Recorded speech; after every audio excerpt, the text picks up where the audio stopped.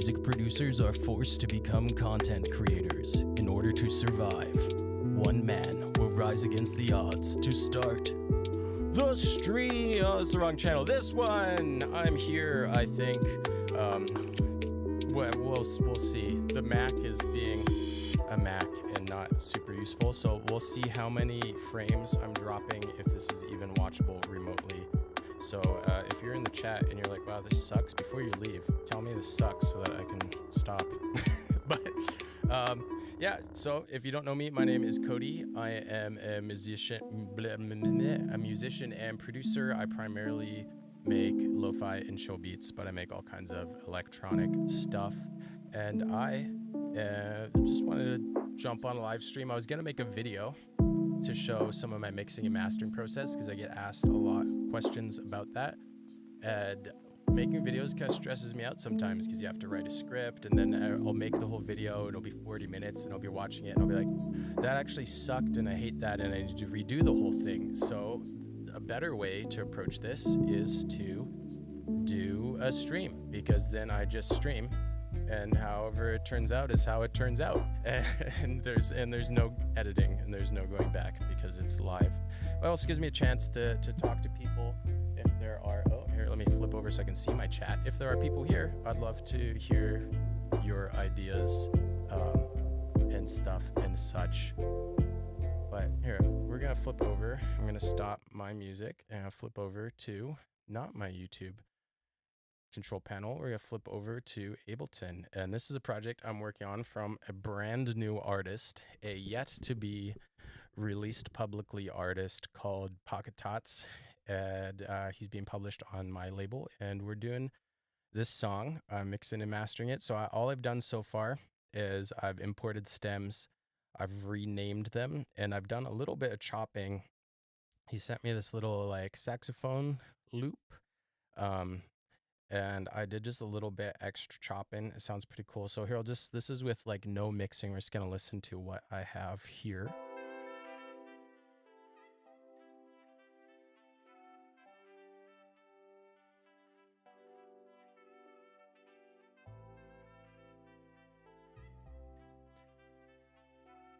And while we're listening, might as well go share the link a couple places.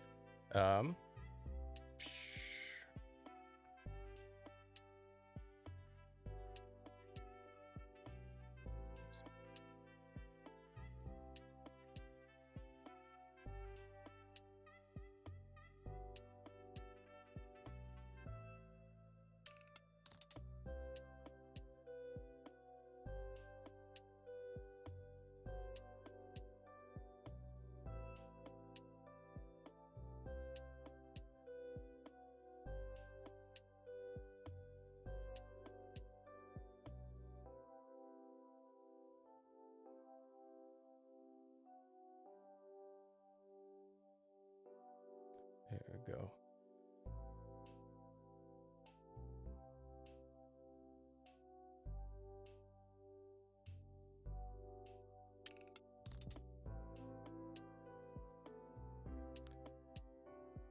See if I can get some other producers in the chat. Make things interesting. You can all tell me what I'm doing wrong. So yeah, this sounds pretty good. It has like some initial levels done by the initial composer, but yeah, I'm gonna change quite a bit. So always the first thing I do when I'm starting a new mixing and mastering project is I'm gonna drop in my template here, and I'm gonna just organize things so that I know where stuff is and what stuff is without having to scroll up and down and read all the labels necessarily. And I'm gonna drop them in groups, and I honestly don't understand how anyone produces without using groups now that I've caught on to how magical they are.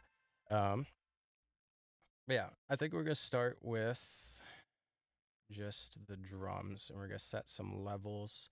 I'm gonna mute essentially everything but the drums while we get a look at what's going on here.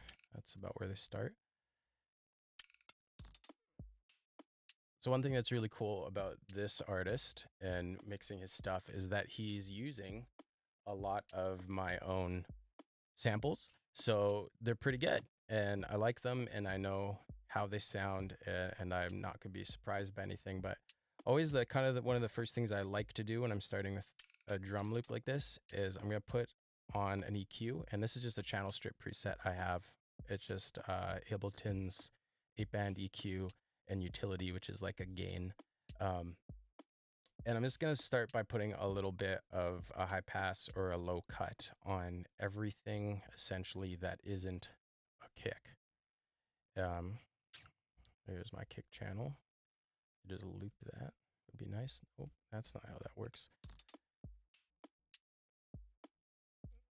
So by throwing this little channel strip on here, it gives me the ability to quickly change volumes from the utility gain instead of having to mess with my channel volume in Ableton. And I like to save my channel volume for automations. If a track needs to get louder or quieter over the course of the song, I'll automate the track volume and I'll use this gain or a compressor if I need to give it more or less volume. So this is sounding all right. Let's throw my kick at the top so I know where it is. I'm just gonna look at my volume. I like my kicks to be hitting about -10 is generally a starting point. I'm also gonna put a really sharp low cut at 20 hertz, which might seem silly because you want all that sub, but I find with kicks especially, I'd rather get my sub from my bass instruments, my synth, and the kick will sound a little fuller and rounder without those 20 hertz. I also am going to try throwing just a low pass filter about 300. Like I said, he's using my kick samples, so it's pretty well processed how I want it to be, but I tend to, in the samples I sell, leave a little bit more of those high frequencies in case people like those, but I cut them out in my own production. So I'm trying to get this around 10 dB just as a reference point, negative 10 dB, and then I'll start to mix other things around it. So my hats right now are way too loud. That is, in my mind, that's like an easy tell for a relatively amateur producer, is that their hi-hats are super loud. And that's something that I fell into for a long time when I started out producing. If you listened to my songs, or even now, if you go on my Spotify and you listen to my early songs, all the really early stuff, you can essentially only hear the hats and maybe the snare. They're just so deafeningly loud relative to everything else. Um, so keep those pretty low. I'm just gonna actually make a loop section. This restarting this is driving me nuts. Grab this thing. There we go. I believe that will work. Um,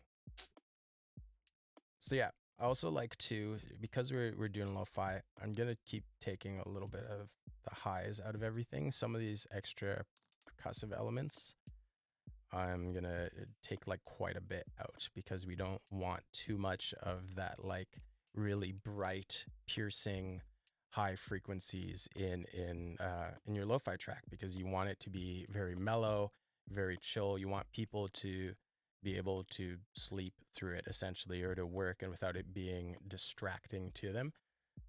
And one of the best ways to do that is to really focus on being mid-rangey. And often you want to cut your subs too. I like having subby music still. That's some of my bias from having done other genres of music. But generally lo-fi is very mid-rangey. So my snare is hitting about -10 already. I'm going to take a little bit of the highs out, give it a little bit poppy sound, and then that will also just inevitably make it quieter. So just at the moment, because of how this is sounding, I'm making the choice to actually adjust how loud it is by frequencies that it's allowed to make. That sounds pretty good though, liking that. Okay. Here's my snare. It's a little roll thing. These are sounding pretty good right now, but it's always the danger of focusing on individual things is, as a drum loop, this might sound great, but once we start throwing in other stuff, it might sound terrible. So I'm gonna turn on the bass instruments here. Channel C, I don't, oh yeah, they are both doing stuff. Okay.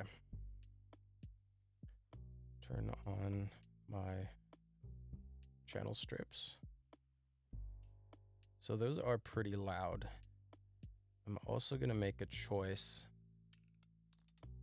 which one of them gets to have sub content. And I think I'm gonna give it to the synth. So we're gonna put a little bit of a roll off on the really low content for this upright bass, which does sound very nice. I'm also gonna try to cut out some of these, if you can see these really high frequencies that just barely start to show up. You don't really hear those, but the software does. So if I have a compressor in the line or anything, those things will still activate a compressor and they still contribute to the overall volume of the track.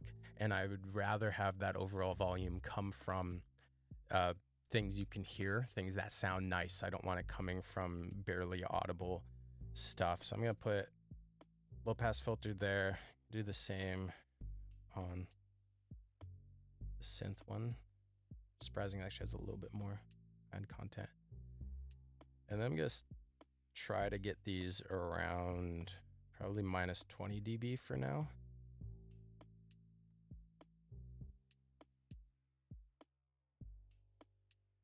Oh, that's a bit overkill.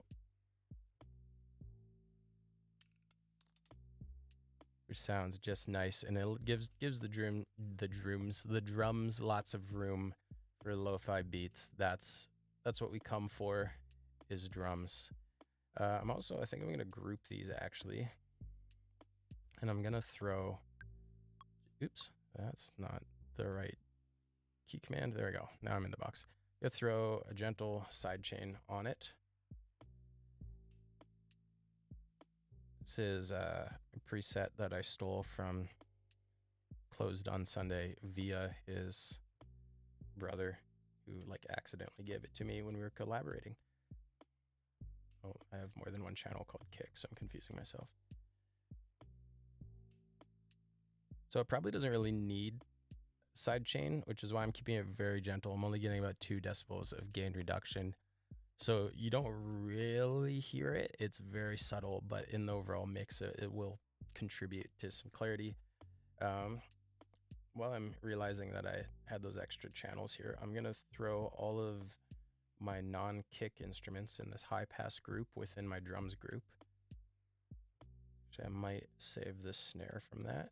And then those just have even more high pass filter. I have another cut at like 175.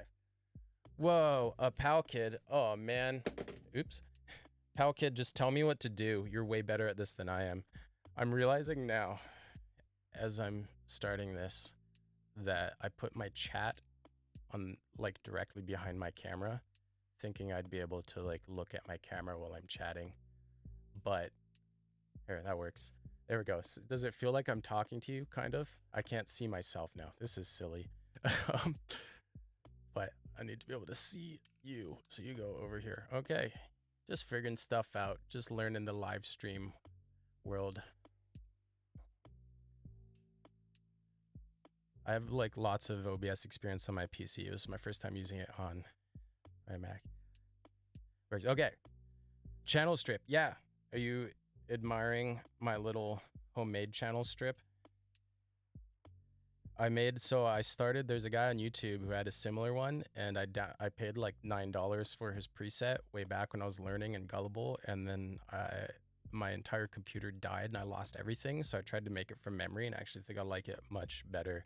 I just have my basic low cut, high cut. I have 2 preset kind of shelves here, but for the most part, I find Ableton's EQ8 is great, but it's it doesn't have a lot of character. Like, it's very transparent, which is its strength.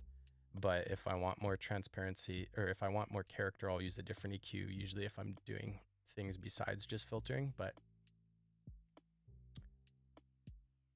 anyways, I'm fairly happy with this.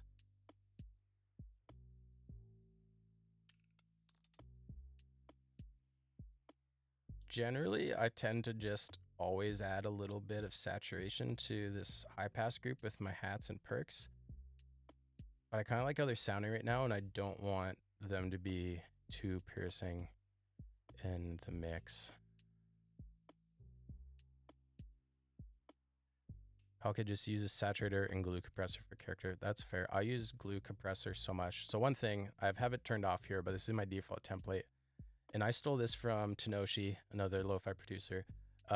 My drum bus, I just throw glue compressor on it. My instruments, I throw a glue compressor on it. And I think this is literally the default settings for the glue compressor in Ableton. And I just adjust the threshold. I just want it only really catching transients. So I don't want it like doing a whole bunch reduction. And I've found this makes a big difference in making my overall track eventually sound fuller and louder, even without mastering, which I guess I'm kind of cheating, by the way. Right now, while I mix, I like to start with the limiter, put a -1 ceiling, which is for the benefit of the stream so that it's not going to blast your ears, but also 6 gain so that I can hear and it sounds nice and loud while I'm working. And then before I start mastering, I'll just remove that limiter. But okay, our rhythm section is sounding good. The PowKid Saturator preset is the Synoid Fold 8dB drive bass set 2. Is that the saturation you use for your bass sounds? Because I love your bass sounds and I can't figure out how you do it. And I've tried copying what you say and it never sounds quite as good for me. Here, let's saturate this upright bass. That'll sound cool. Saturation always sounds cool. I really like this a bit warmer preset. I don't even know what it does. Is that literally what you said? Oh, okay. It's close. You said 8 dB bass at 2. Except that's a color setting. I don't actually know what DC does in this context. I'm gonna compensate for the extra gain. That was a lot more extra gain than I realized. Okay.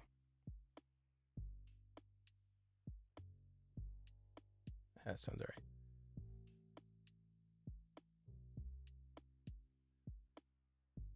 That sounds so nice. I'm pretty sure this is a Logic sample instrument because Pocket Tots, whose track I'm mixing and mastering, is mainly a Logic user. I used to use Logic, and until just like a month ago, my Mac was dying. If I tried to make music, it would get hot, like physically hot. It was painful to have in my presence.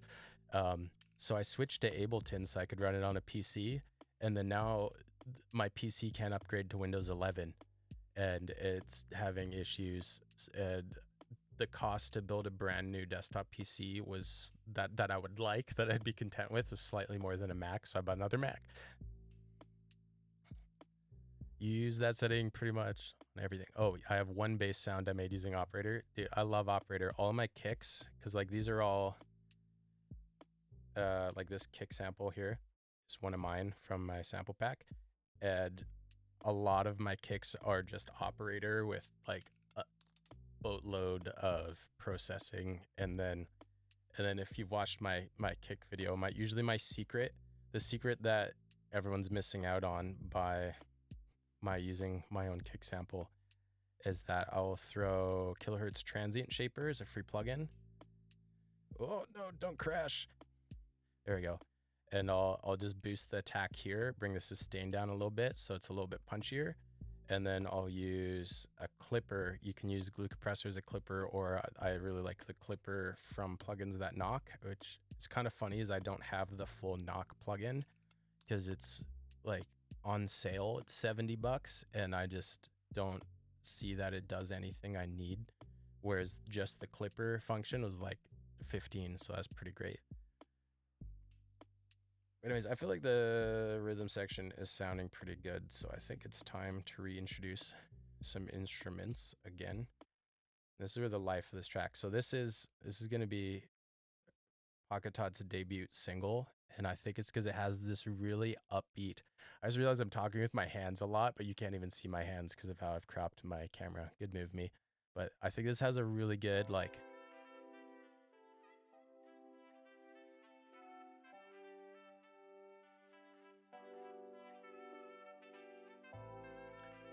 This makes you happy.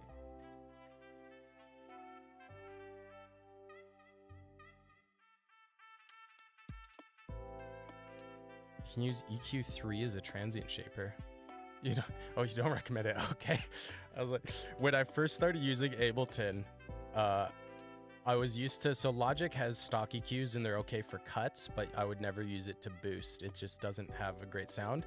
So when I started using Ableton, I wasn't expecting to use stock EQs. So I went on like some forums and I was like, what EQ do you recommend? And everyone's like, use EQ8, just never touch EQ3. So I've never touched EQ3. I don't even really know what it looks like, to be honest, but I'm curious. I sort of want to try using it as a transient shaper now just to see how that turns out. Oh, I totally forgot I have this section looping. I've done some extra choppies to the sax loop because it was from a loop that Pocketots has all the rights to. But I suggested he should put some chops and he said, I have no idea how to do that. Can you do that? So I've done some extra chopping. So we'll see if the final version has all this extra chops or I have this one turned off up here as the original. But I'm liking it right now. I think it's catchy. This is very loud. Yeah, let's turn something on here. Hitting about 8. So as a general rule, and I always hate saying my general rules on the internet because I know someone's gonna start screaming at me that I'm breaking the law or something, but as a general rule, I don't want anything really getting louder than -16. And I find if I keep things like front elements, leads, stuff like that are hitting around -16 dB, things like pads and chords around -20, really background things around like -30, then my overall mix will end up around -6 dB, which is about what you want it to be at before you send it to mastering anyway. So it just sort of works out. EQ3 is a non-linear phase EQ. It screws up the transients. If you stack them on top of one another over and over, it does some really weird glitchy stuff with the transients. Interesting. You're talking like 30 plus EQ3s. Okay, I'm curious to try that and see what it does, because there's definitely one of the reasons I've stuck with Ableton, even though I have a Mac again and can use Logic, is because there's so many just weird sound shaping, sound design tools that you can use and do really interesting creative things. I often, with my own music, because I'm not really doing any sound design for this project right now, I'm just mixing and mastering, but for my own music, I love using the LFO to modulate like some of the factors of another LFO, and then I'll have like a bunch of LFOs like modulating each other, and then also modulating different elements of a synth, so that it just creates this like mayhem, and it's really nice for like atmospheric pans and stuff. Quickest hack for improving shit mixes is turn the pads and chords and stuff down. Yeah, that was the biggest thing I've learned. So my background is in live mixing. I actually went to school for that. I used to mix for concerts and stuff before the thing I don't think I'm allowed to say on stream happened, and I couldn't get work. And that's when I started working in studio stuff. I say studio, I'm in my basement, but on studio stuff in production. But one of the biggest things I had to learn was just to make everything quiet, because in live mixing you just want everything loud. But one principle that stuck with me that is consistent across mixing for concerts and mixing in studio is that you don't want every element making all of the sounds. Like one thing I'll do in a little bit, and we'll start to really hear a difference, is I'm going to start doing dynamic EQs and have them sidechain to each other, so that where there is a lot of masking and frequency buildup, things are cutting out of each other. I know Palkid does that with Smooth Operator, which I also often use. But also right now I'm doing a rent to own on Soothe, because they say you can cancel anytime, and I've been really loving Soothe. So I go back and forth between Soothe and Smooth Operator. But yeah, having things have their own EQ space has been the biggest difference. If you go listen to like I don't know what my earliest album on Spotify is right now, like I think Illegible Bachelor or something, go listen to Illegible Bachelor and then listen to like my latest Star Wars stuff. And the biggest difference is in Illegible Bachelor, I EQ every individual channel to sound its best on its own still. And then I started to learn that I needed to approach it like I did in live sound by just like cutting out extra frequencies. So I'm just turning my phone on do not disturb. I don't need people texting me. I can go days without anyone texting me, and as soon as I'm live streaming. But okay, let's actually work on this for a second. These chords are quite loud.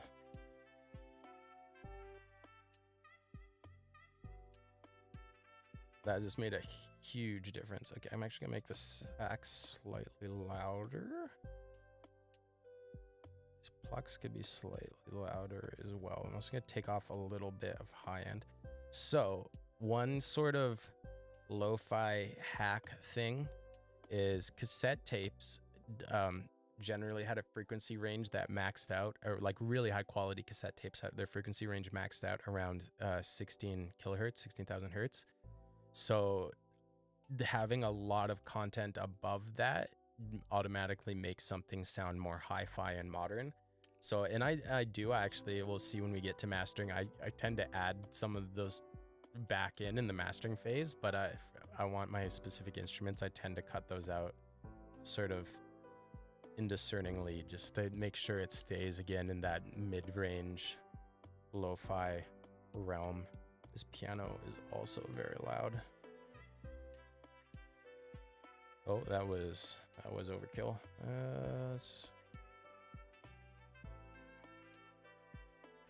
There.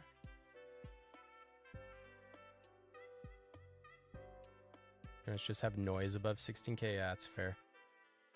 Rain, vinyl, etc. That's smart. So I always use some sort of analog emulation EQ. Recently, I've been using a Pultec EQ on my master chain to add a high shelf to kind of add that back in, and then that way it's only coming from that specific like analog emulation, so it has like saturation and stuff. And I've been liking how it sounds. It's funny is whenever I use, actually Palkit, I use one of your tracks as a reference in because I've been using Smart EQ, which lets you load in a reference. But whenever I compare it to a Palkit track or a Less Gravity track or my go-tos, it's always like cut out all those highs, cut them out, and I end up just adding them anyways because I like it. I think it's become part of my sound is that I'm a little bit more hi-fi than what lo-fi technically should be.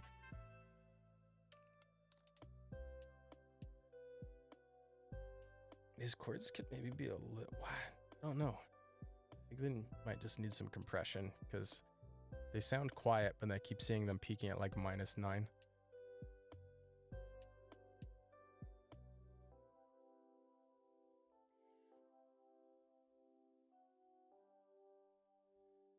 So one thing I do that's basically illegal is I've started to really like the display on the stock compressor in Logic because it shows you how much it's reducing. So then I can get a sense for where to set my threshold just based on like if I actually see peaks coming above it, because I don't want it constantly compressing. I only really want it catching those stray peaks. Because I think that's also a difference between like pop music, like radio pop and stuff like this is if I wanted to sound a lot more like radio music, just being more compressed, super compressed would help. But I like dynamics. I like film music is a lot more of my inspiration. So I try to keep my compression pretty minimal. Okay, it seems to be holding. Very visual when you're mixing. Yeah, supposedly that's bad, but I find it especially when you're developing your ear. And then I always wonder too, like, I know my hearing is uneven between my ears because I've had weird, I don't know what words I could say on stream. I have had a firearm discharged very close to one of my ears, and ever since then I feel like I can't hear quite as well in that one ear. Pretty much always looking at span. Yeah, I use span on my master chain. Man, I'm getting so excited about mastering, but we need to finish mixing. That's like a bad thing. So a lot of the DIY producers like me will end up trying to kind of mix and master at the same time. And you're not supposed to do that, but it's also kind of nice, especially when I'm working on my own music. Often in the mastering phase, I'll start to notice like a weird frequency that I just can't get out in the mastering phase without dramatically affecting the sound of the track. So I like being able to go back to the instrument level then and just changing it there. So I'm constantly going back and forth.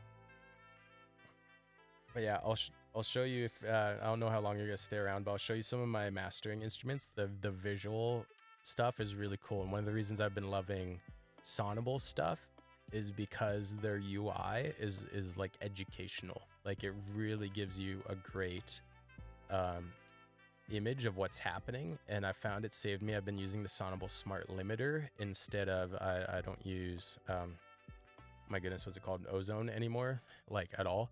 I just use a Sonable Smart Limiter, and you can see very clearly like where the kicks are and you know what's causing things to clip, or like what things are randomly jumping out. It's just a lot easier to see, and then I can go back and adjust my compression or change some volume to try and balance that out so it's more reasonable.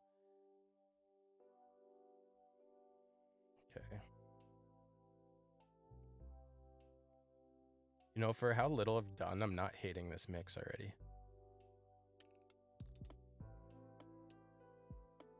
Yeah, make it a little bit quieter.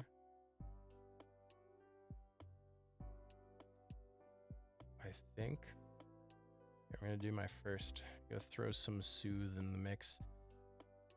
I'm gonna try to give this piano some priority over the Rhodes suitcase. So I have just, oops, not that. What? Oh no, that's what I'm looking for, user presets. I have just a sidechain preset I set up. I still don't know that I entirely understand what Soothe does. like I do, but then there's a lot of knobs that I'm like, I'm just gonna not touch that. Mark of a well-written track, because that's easy to mix. Yeah. No, well, so Pocket Tots, I don't know if it's a secret. Maybe I'll have to edit this later, but Pocket Tots is the artist I'm mixing for, and it is Nate. It is Dark Nug.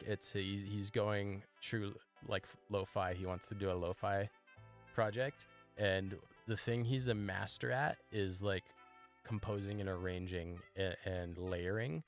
And then where he needs help is that he often just has so much sound coming at you at once that I have to like chip away and make space so that it has articulation.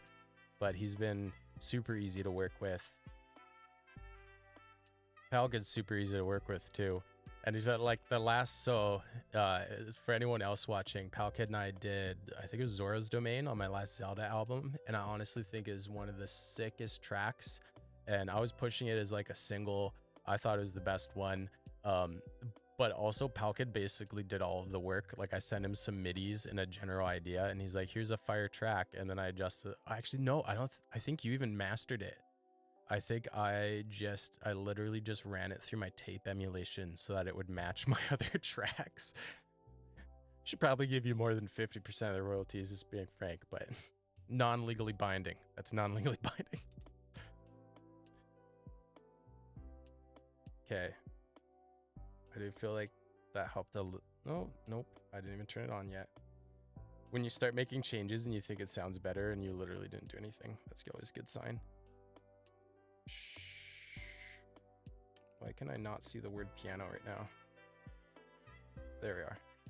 Just gonna cut a little bit of the piano out of these chords because I feel like they're very much in the same space.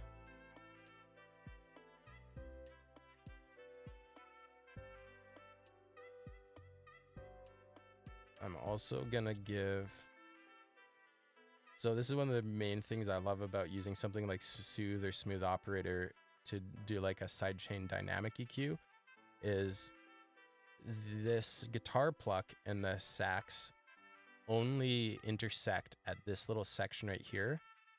And so I want to give some priority to the sax over the guitar pluck sound so that it gets the more dominant frequencies.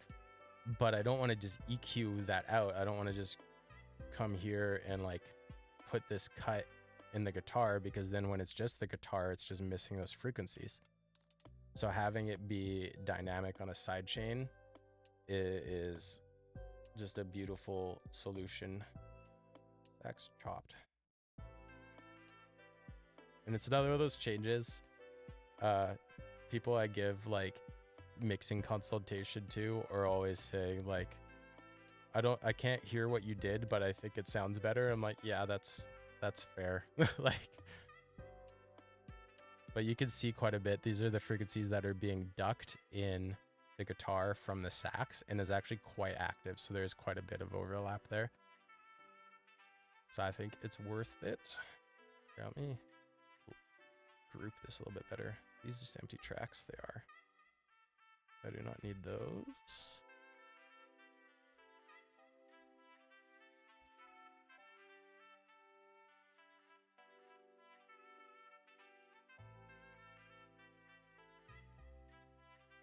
I'm fairly happy with this. I'm going to do some... I just do some like numbers-based mixing here, but I don't mind the tambo.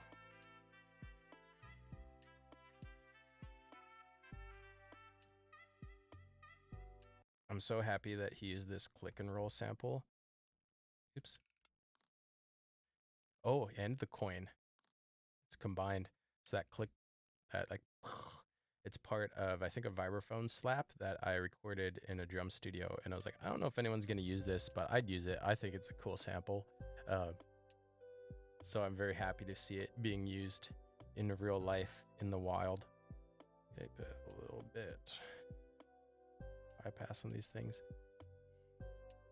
If I was mixing for a lo-fi Cody track, all of my perks would actually have a lot more aggressive high cuts. I'd put it closer to like 4,000.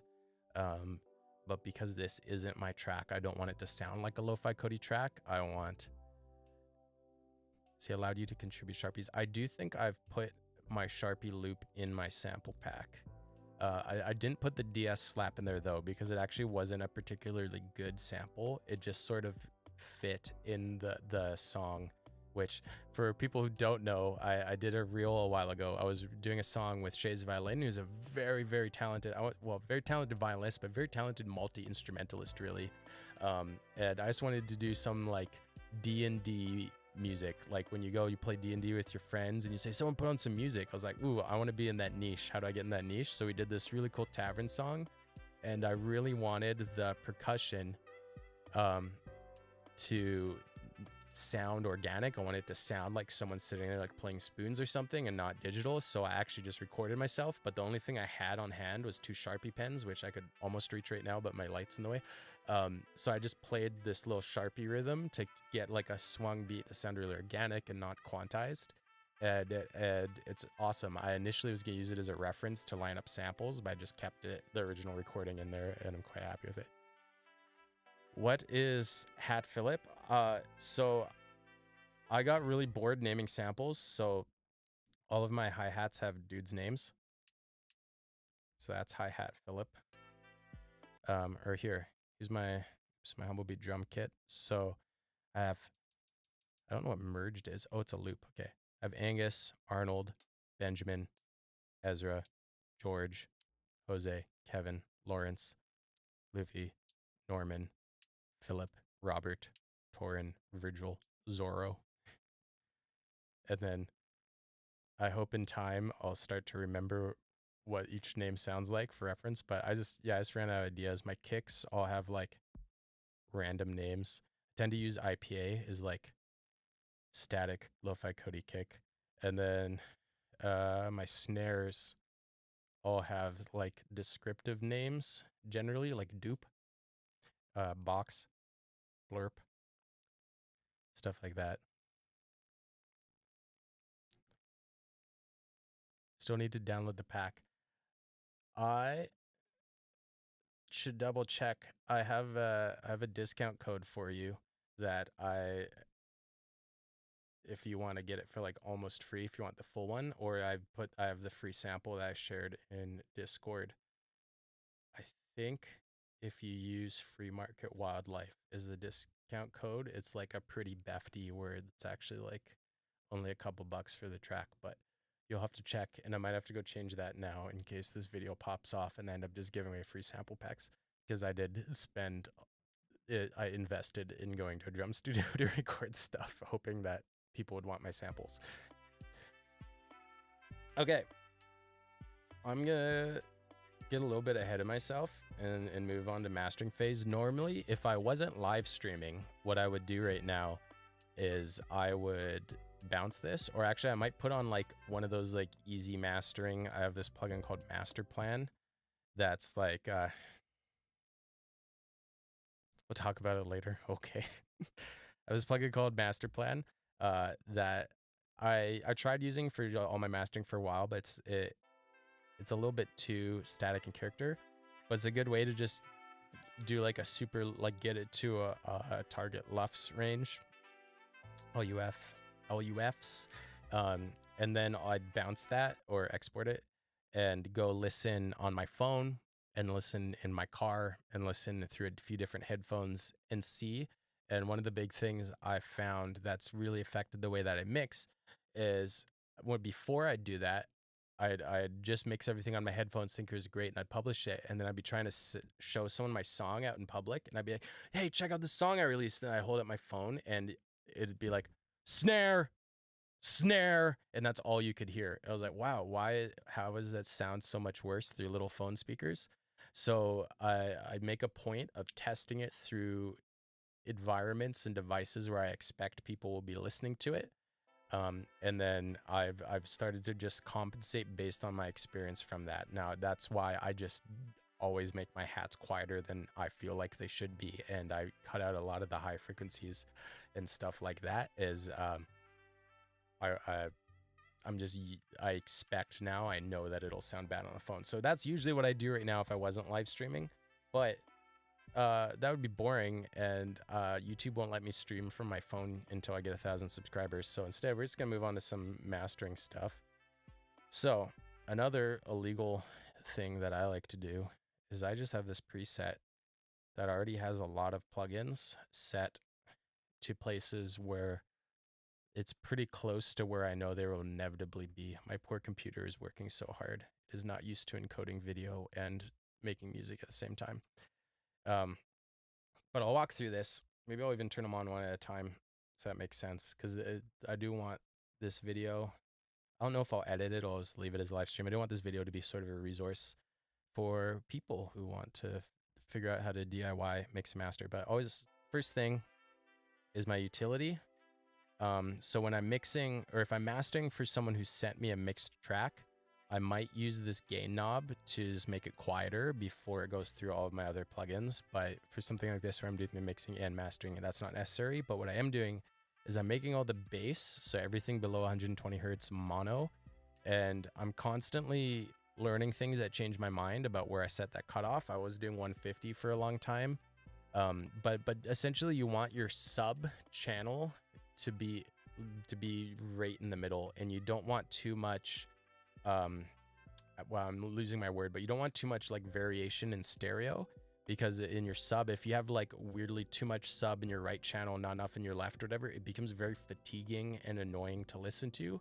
But having it center also just makes it really present and punchy and audible. So I always put this little bass mono thing here is at the start of my chain to make sure all my sub is going through mono. And then after that, so essentially what you're trying to accomplish with mastering, especially if you don't have like a mix session like this, if I'm working with a bounced file, is you're looking for balance and you're looking for volume. So you want frequency balance, you want not way too much lows or too much highs, etc. You generally want things around your mid-range. The mid-range is where it lives. That's where most devices and speakers and headphones will be producing. Like a lot of people put a lot of time into their sub, but then if you're listening on your phone, or if, like back in the day when you got like those free headphones with iPods that I still have a pair somewhere, but they have like no sub bass whatsoever. So if your track sounds really sub bassy in your monitors and you think this is awesome, then you listen to it in those headphones and there's nothing there. It's silence. That sucks. Generally with mastering, you're trying to get balance. You're trying to get a balance in dynamics so that there's not like really quiet parts and really loud parts, which again, I take a lot of inspiration from film music. That's what I love. So I do like a little bit more dynamics, but I am still trying to tame quite a bit so that you're not listening to a quiet song and then suddenly it's super loud, or you're not listening to a song and then you're like, wait, did this stop? And it's actually just a really quiet part. So we're looking for balance in dynamics, balance in frequencies, and then generally hitting a volume goal overall, which feels really obvious to me. But when I started, I had no concept of what LUFs are, and maybe they're like a fairly new concept. I don't know, but I was so frustrated with my songs sounding way quieter than everyone else's on Spotify, and just learning to do compression properly and use a limiter to have balanced and loud tracks is what really started to make it shine. Where if you threw one of my tracks on a playlist with a bunch of quote unquote professionally produced tracks, you wouldn't immediately hear the difference. You wouldn't be like, this guy sucks. They knew they didn't really exist when we first started. Okay, that's good to know, because I definitely was just aiming for like dB ranges initially, but then no matter what I did, it always seemed like my tracks were too quiet. So in mastering, you're looking for balance, volume, and I guess the other thing is characters. So one thing I always use really early is I use a tape emulator for saturation, and I've gone through so many different tape emulators, and I'm on this one for now. I don't know if I'll stay with it. I was using the Baby Audio tape emulator because I just love Baby Audio. They're very like focused on kind of 80s synth wavy sounds, and I love that. But it also is it characters a little bit too much, and it tends to really compress everything, and that's not great. Whereas the Softube tape is a very good emulation. It has like 3 different, I think this is like a Russian model, this one I don't remember, something modern, and this one's like an old school British one. I don't hear a massive difference, but that's on my master, but that's also because I don't push it super hard. I'm gonna actually, from my preset, I'm gonna increase the volume here, decrease it there, so it's just neutral, but I don't want much of a gain change, but I do want it pushing it a little bit harder so it's affected more. Real tape machines tend to roll off the highs a little bit, so emulators will do that, but then they also give you an option to just like add them back in. I'm a little bit weird because I'm gonna roll off the highs through my tape machine, but then I'm gonna add them back through other things later. I'm just adding a little, so this is just adding saturation. It's just like emulated analog distortion that adds some color and character. It makes things sound more real and less perfect and polished and organic. And I don't know if I could even, like on a master, I feel like Softube, I'm trying to use the wrong thing to up my volume here. I don't know if you could even hear a difference with that gain because it is pretty subtle, but this is my go-to. If I decide it needs more or less gain per track, I might change it, but this is generally a starting point for me. Crosstalk is, I'm really bad at describing how stereo imaging and stuff works, but crosstalk is how much bleed there is between your 2 stereo channels. And again, it just makes it sound kind of less perfect, but I also feel like having a little bit makes things sound wider stereo-wise. So I just mess with that. I kind of just try different things and see how it sounds. Does it sound good? Then it's good. In my strategy. Okay, next thing on my list here is Smart EQ. So Smart EQ's big thing, and it's weird as it always thinks it knows, is it lets you load a reference. So if I open my little references here, I can see there's some less gravity tracks, and I don't know where my references are. I don't want to dig through my files on stream, but I also have a PalKid track that I often use as a reference. So this one's a less gravity track that when I heard it, I went, wow, that mix is really smooth. That'd be a nice reference. So what you can do with Smart EQ is you can find kind of the loudest, fullest part of your track. Let me see, it's probably here. And then run this little analyzer. Oh, that is the quiet part of the track. I was really bad at that. What am I looking for? Here? Nope. This part? There it is. Okay, let's try this again. Run this little analyzer, and it identifies sort of the biggest differences in frequency presence between yours and your reference. So then if I stretch this out and I let it totally affect my mix, so if I want it to sound like frequency presence wise exactly like that Less Gravity track, I could just crank this, and it's like, oh, you need way more bass. We don't want anything above whatever. Here, is that what, like 5,000, 5 kilohertz, and it's putting a lot of presence in like, what is that, like 300 range? Yeah, for some reason, which I don't love. I like using it as like generally kind of guide, but I don't like just having it go, especially my low end, because I feel like I like how my low end sounds right now. So you can limit how much the smart filter, like what frequency range it's actually affecting. So I could do something like this. And then, like I said, I don't want it necessarily cutting all those highs. So I could do something like this. And then just adds a little bit of cleanliness to the middle. And then I'll come back to this. This is where I want my EQ in my chain, but this isn't necessarily the stage of mastering where I want to be doing heavy EQing. So I'm just going to leave that for now. This is a thing I just do brainlessly because I like how it sounds. This is a Pultec EQ. What's cool about Pultecs is they have this really unique band where if you boost and cut the same place at the same time, it kind of creates a really unique sound. Let's get back to the loud part of the song.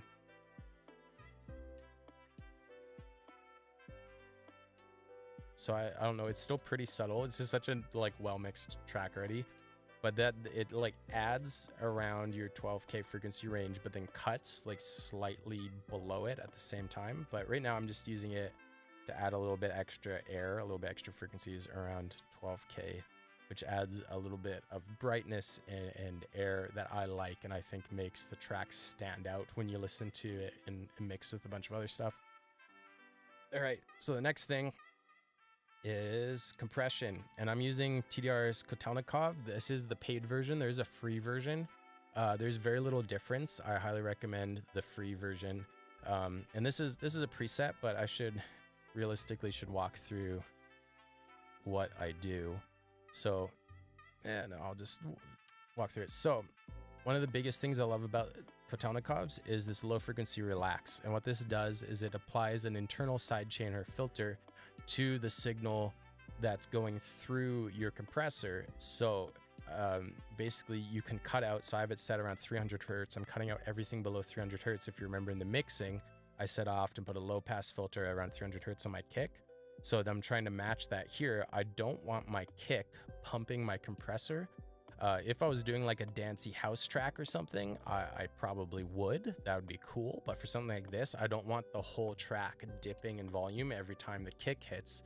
So I'm having the kick not trigger the compressor. The only thing that's really peaking in it is going to be my snare.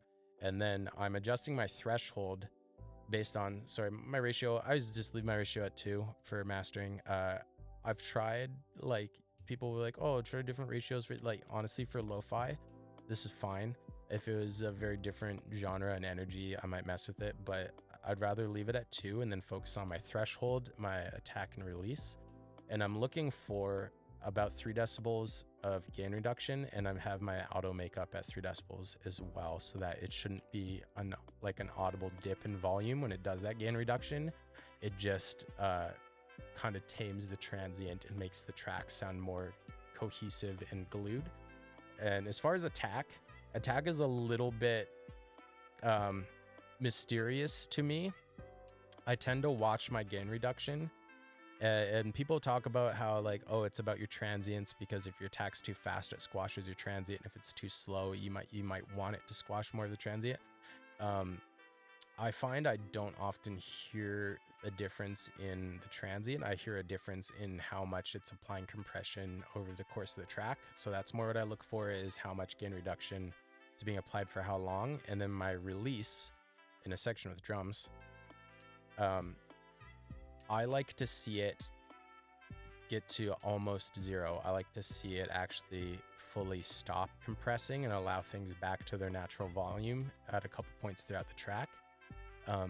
If you want a just steadily compressed sound the entire time, if you want it to sound like a lot of EDM music does, that is just consistently compressed, so then I'll have a longer release time. I don't want it to actually ever not be compressing, but I like to have a little bit of dynamic and a little, as much as I just said I don't want my kick bouncing my compressor, I do want to have like a little bit of a bounce. 25 to 35 milliseconds of attack on a mastering compressor is what Powell Kid was told. Yeah, so I've heard a lot of like rules like that, and it's funny because every time I hear one person say a rule, I'll find someone else that super disagrees. So I generally go for around 0.7. Sometimes if I feel like there's just something wrong with my compression, I will use Sonable's Smart Compressor to run its analysis, and I generally don't like how it sounds, but I will steal its attack setting and then put it into my own compressor here. But yeah, continuing to walk through this, stereo sensitivity is basically affecting if, I guess is the compression applied evenly across the whole stereo band, or is each channel being compressed differently based on its need for compression? So then you're kind of trying to find a balance. Depending on your plugin, I feel like it makes very different amounts of difference. Sometimes it's really audible and sometimes it's not. In Kotelnikov, this is one of their like pro presets, recommended having it set that way, so that's how I have it set.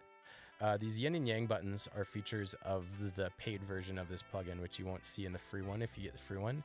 And they just add a little bit of hardware emulation, a little bit of saturation, which I like. And I'll find if I don't want as much high saturation, if a track's like too piercing, I won't use yang. It's very subtle, which is what I like. It's all about subtle changes that add up to make the big difference.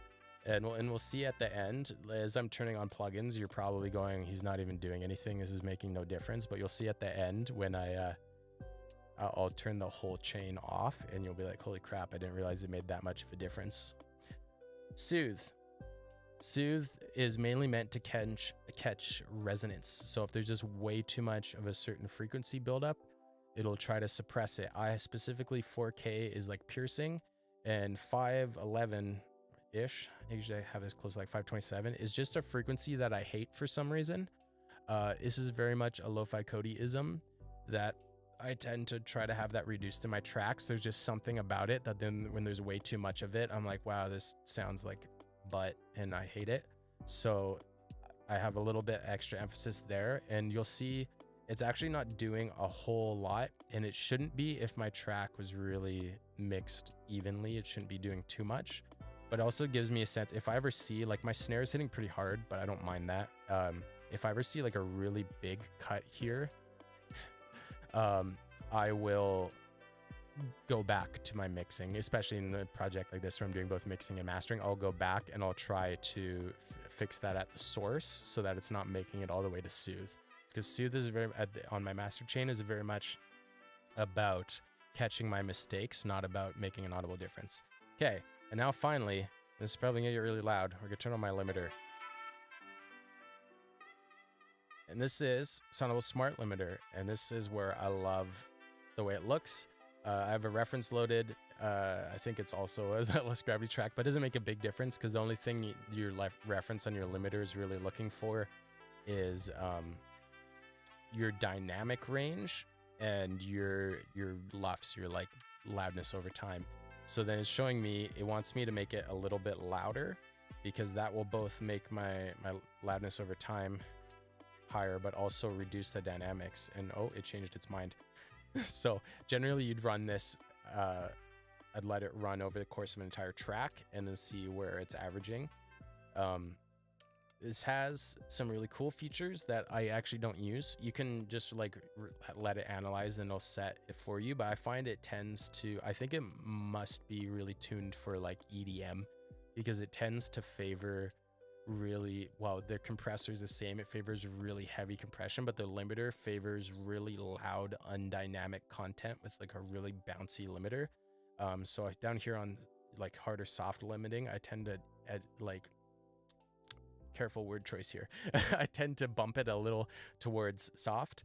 It has a saturation circuit, which is cool, but I already have my saturation from other places. It also has this little balance thing, which is it's similar to Soothe again. It's looking for frequencies that are generally, according to its algorithm, it'll say AI, but like whatever, it's like, it's just an algorithm that it's been fed, that it's like generally these frequencies sound unpleasant to humans if they're too present. These ones sound good, and so on. So then it just applies some correction. If I really max it out, you'll see it just sucks the life out of everything. It's like too balanced. I tend to like go until I hear a difference and then back off a little bit, just so that, again, it's just catching my mistakes. It's not really doing much. Bass control is like the same, but specifically targeting your bass. And I, to be frank, I don't know exactly how it works, but it seems like it makes my kicks sound kickier. So I'll just do just a little bit again. Again, if you crank it, it just is way too much and it sounds obscene. But yeah, I love this interface because here's my true peak, -1 true peak. Old school dudes will say do like 0.3, and that works for CD, but with the compression algorithms for streaming and stuff, -1 true peak is a lot safer. Anytime something's true peaking above -1, there's a chance of some sort of error in the compression. So that's why I'm usually aiming for -1. And I do the same even with my stream right now in OBS. I have a limiter set.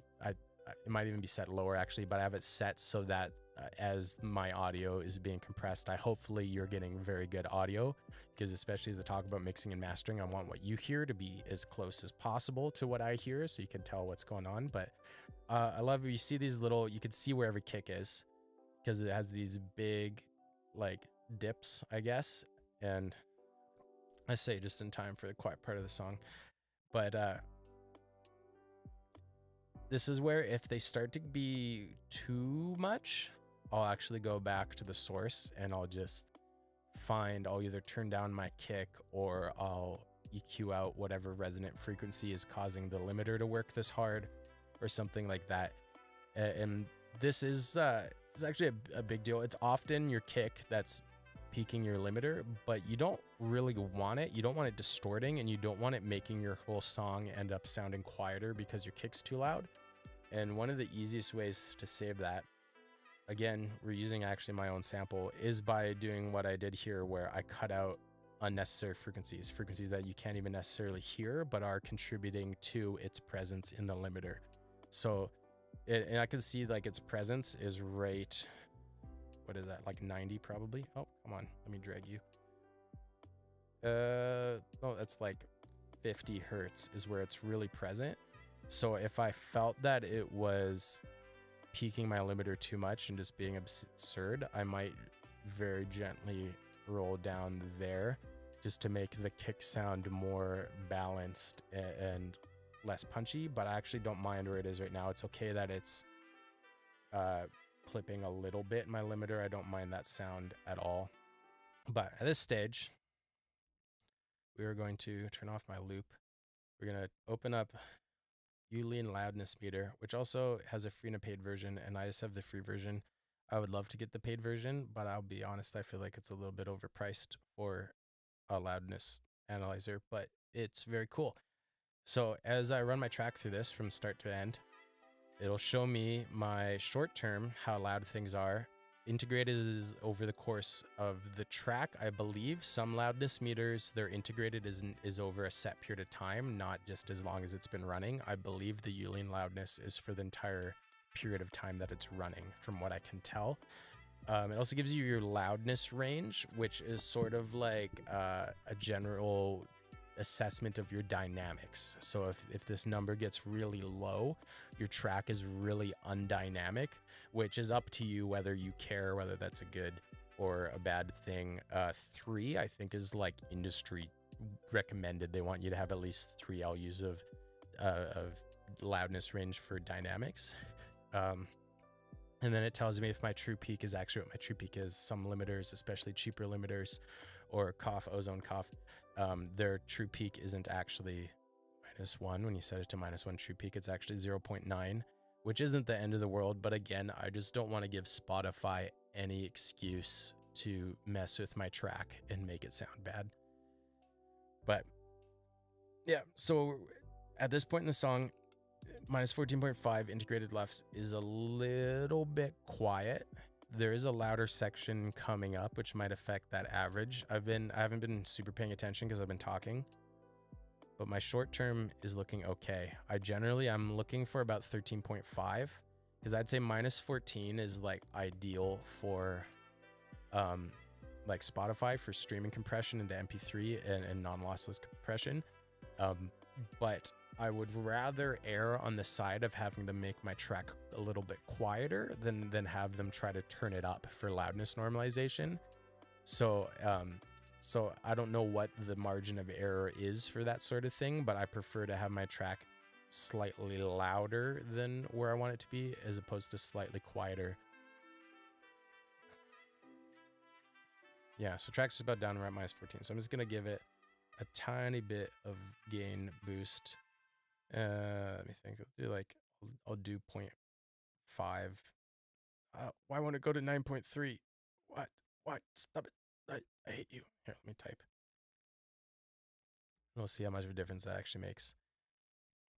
And we run the analysis again. And this is the most exciting part of mastering a track, is listening to it over and over and over again, just to watch some numbers and see if the numbers hit the right place. And this is why I don't often stream my music production process, even though people have been telling me I should for ages. But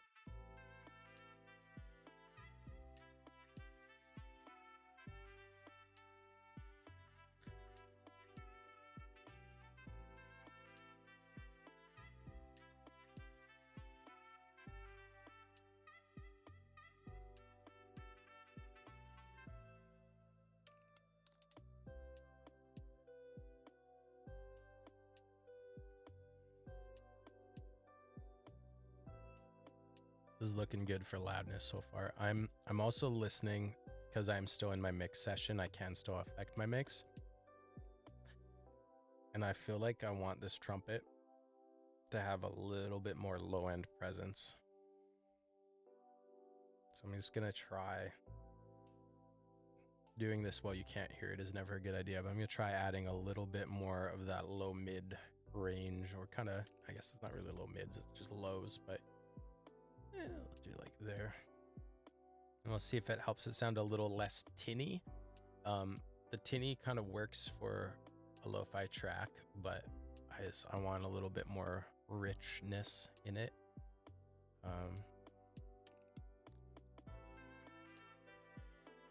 Also might just roll off or back off my low cut a little bit, even though there's not really anything there.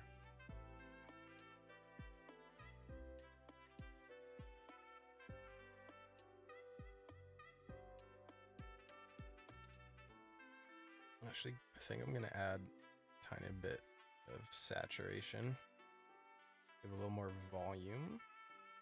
I'm gonna try to target those lower frequencies as well.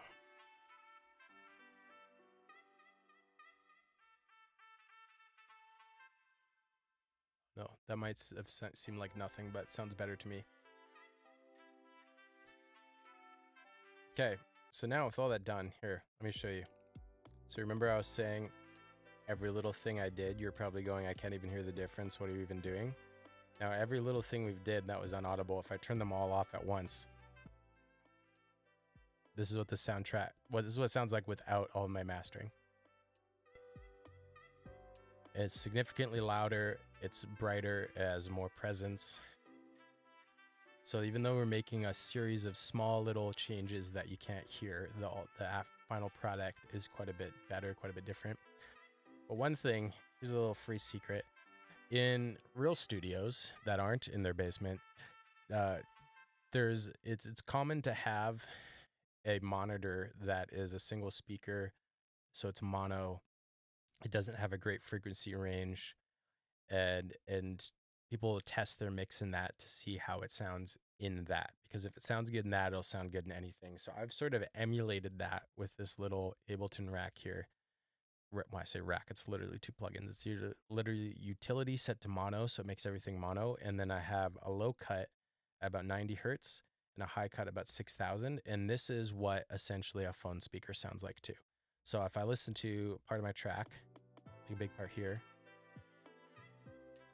and it sounds crappy, and it should sound crappy, that's kind of the point, but it helps me assess if there's anything missing in the overall in the mids, which is again where the energy is. It's where you actually hear, or if there's anything missing, or if there's anything that needs to be rolled back a little bit. And it's helpful to not hear the sub right now, because you just don't hear this as well when your ears are distracted by beautiful sub bass and airy highs. But I'll redo this here. So Palkid and I were talking about how we both do things fairly visually, but I also like to just sort of, oops, I did that the wrong way, sort of sweep frequencies sometimes. So I'm doing now. So that's a very unpleasant frequency. I don't like that.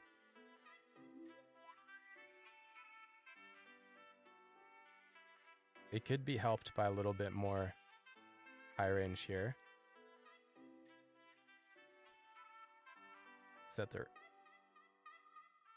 Is that resonant I'd found?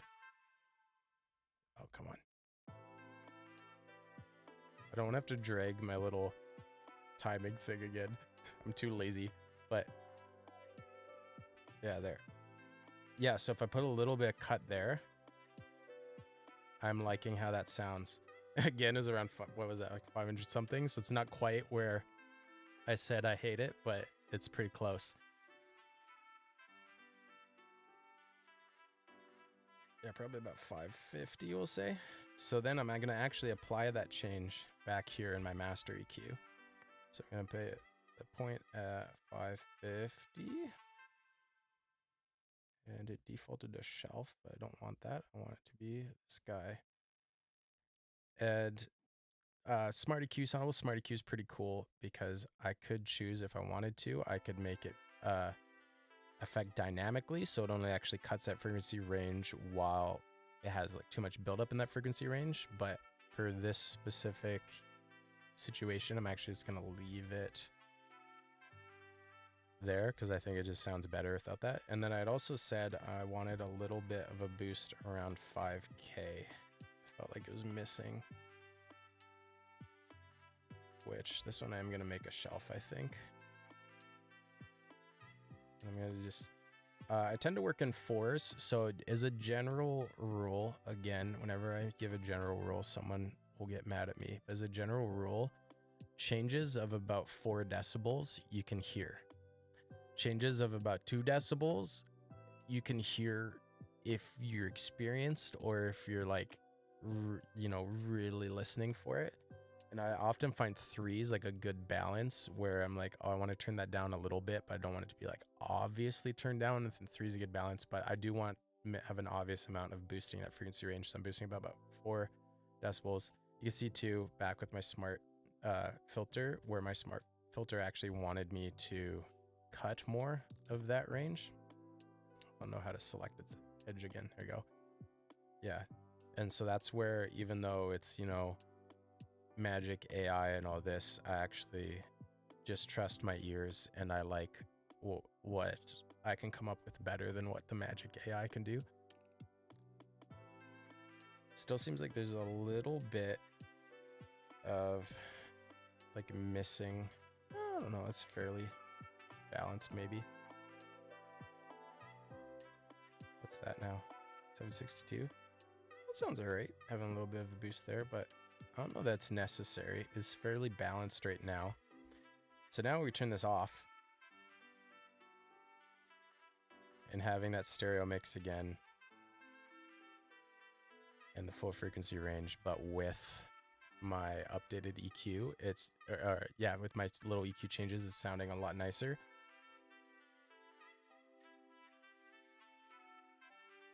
But the really crappy, annoying thing is that all those changes affected what the volume of the track is. And I don't know by how much or in what direction, because I did a little bit of cutting and a little bit of boosting. So if I was just cutting frequencies, I'd expect to be a little bit quieter usually. Though again, if you're cutting things above 2K or below 20 hertz, that actually tends to make your tracks louder. It's just an oddity of digital compression and stuff. It's looking still kind of all right. Here, let's actually...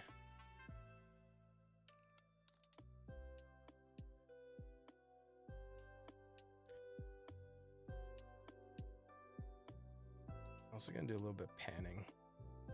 Just totally skipped this earlier. On my hats. So one rule with, again, I'm doing this while it's not playing, which is a bad idea. So a general rule with panning with drums and percussion elements is imagine yourself sitting at a drum kit and think about where those elements are physically in relation to you. So hi-hats are going to be on your left a little bit. So I like to put them slightly to the left.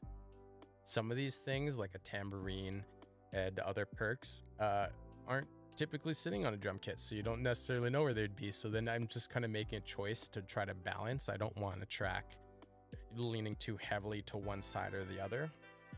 But for something like this, where my hat is left and the hat is hitting a lot more than my other percussion elements, I'll do a little bit more dramatic counter panning of some of these other elements to give it that stereo balance.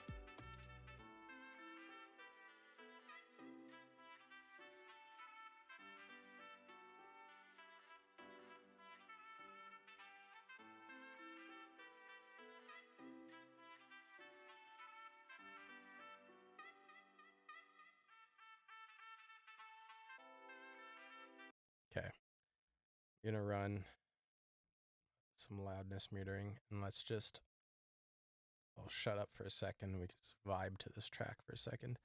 So let me check nothing's muted. Yeah, that's okay. That's just the duplicate sax. It doesn't need to be audible. All right, run our metering here.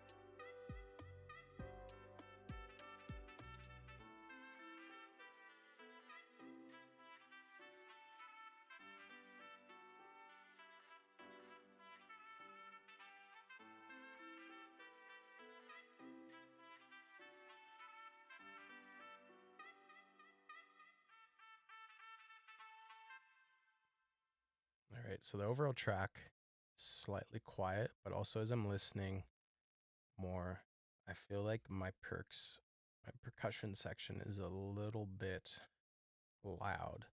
but I'm also gonna finally go ahead and add some saturation. I just realized this plugin, I hate it so much because I have a PC and a Mac, and every time I open it for the first time on one or the other, it freaks out that I'm trying to steal it and wants to move my iLock session. Oh no, it's just gonna work. That's nice. Okay, add some drive, a little bit soft clipping, and I'm gonna cut the volume down here, and we'll see how that sounds. Just give it a little.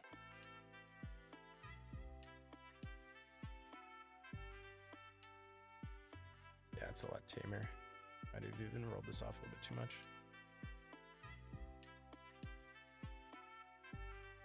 Okay, I'm liking that better. Now let's bump it in a little bit in the limiter. And then we'll do the whole thing again.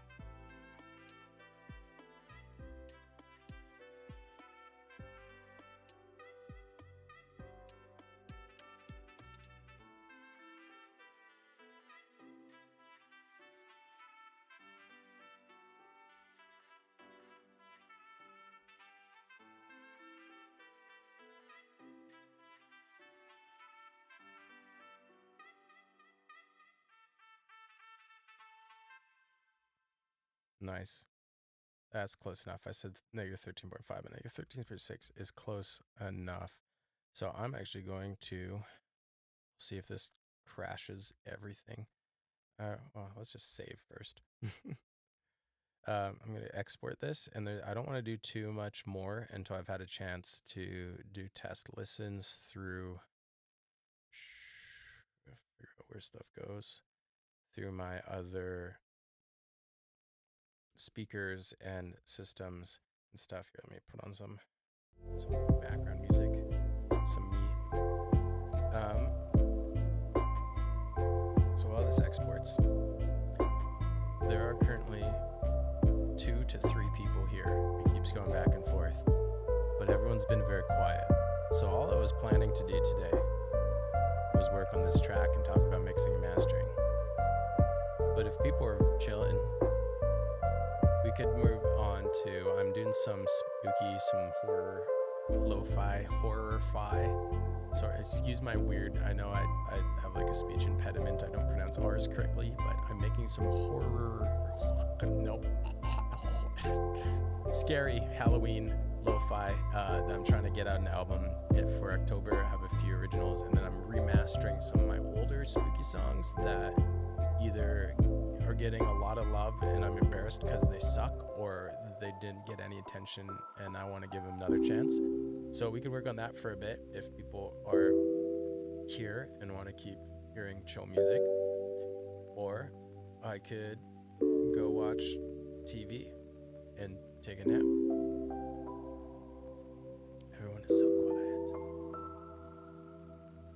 Music is very loud. Uh-oh. With my latency, I don't know how long ago that was you said that. Is it my Spotify music that's very loud? It should be on my fader. Like theoretically, my audio routing, the volume for you should be the same as volume for me. But so Spotify music's loud. Okay. So nobody heard anything I said. Oh man. Well, I might just start working on some spooky stuff anyways. If everyone leaves, then I'll end stream. Could you hear me, but only barely? Dang. That's so strange because, I don't know. Audio routing in OBS is so frustrating. It actually is easier on my Mac than it was on my PC, which is why I decided to just do it on my Mac anyways. Even though it doesn't have the same like hardware encoding and stuff.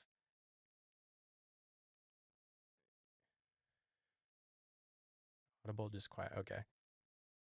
Here. So when I play Ableton music like this, is that quieter than the Spotify music was? Better not be better than Doki Doki. Nah. This is a song actually that's already out. I'm just redoing it because nobody liked it and I think it's great and I think it deserves a better chance, so I'm going to make it better. Ableton's way quieter. Interesting. Okay. I will try to, because I have like, there's like every element has like 5 different volume adjustments. So I'll probably just try to make Spotify quieter, but it's all routing into my Rodecaster and then routing out to the stream. So it should, I don't know. Computers. I also, OBS lets you do sidechain compression where you can have like all of your audio duck under your voice. But when I used to stream all the time, like video game content, I did that and it worked great. I'm finding now it doesn't work on the PC or the Mac version. It just doesn't do anything at all, which is frustrating because that's a very nice way to be able to like blast my music. And then as I talk, you can still hear me, but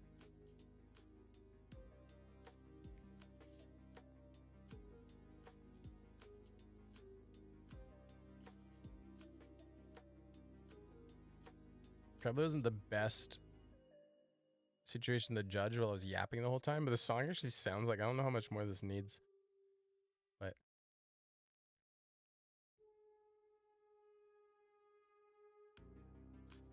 this is the original. I love this. This is that's a Serum preset. I've bounced it now, but that little spooky drone actually was the entire basis of this track. I was messing around with Serum and I made that noise and I was like, I'm gonna make an entire track out of this.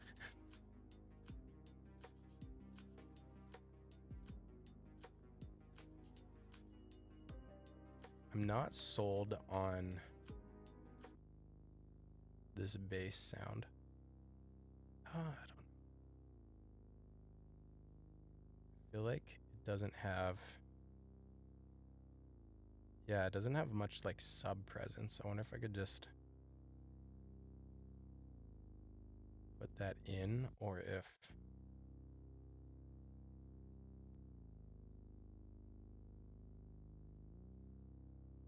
I think that is better.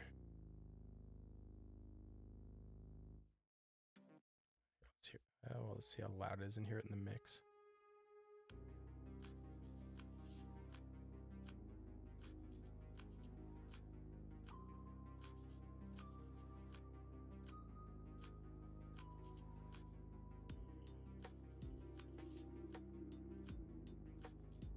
Ghost Wind is a little bit loud too.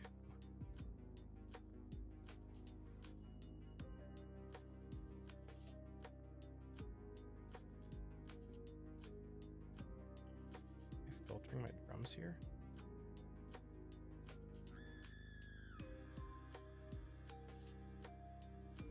Oh, are they sound filtered?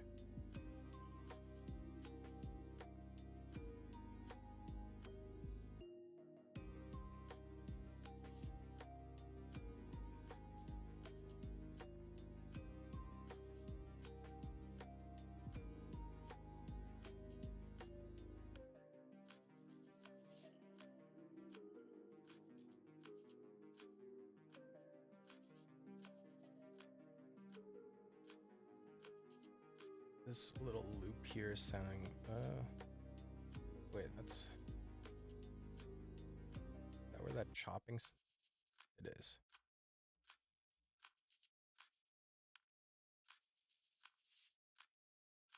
Filter that down a little bit. Oh, that's quite loud too. Just make it quieter in general. Let's see. That's better.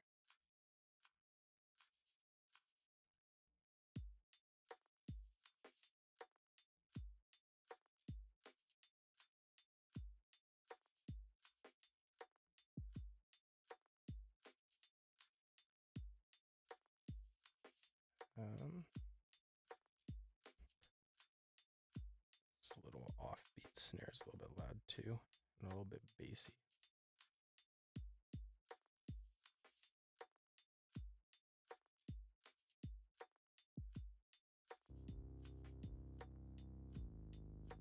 Wait, do I have a sidechain on this?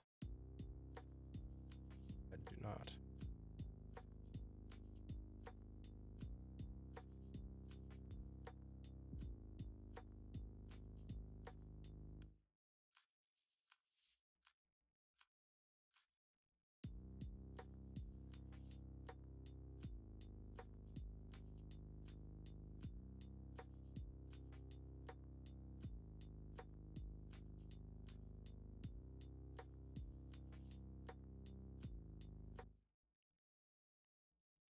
Oh yeah.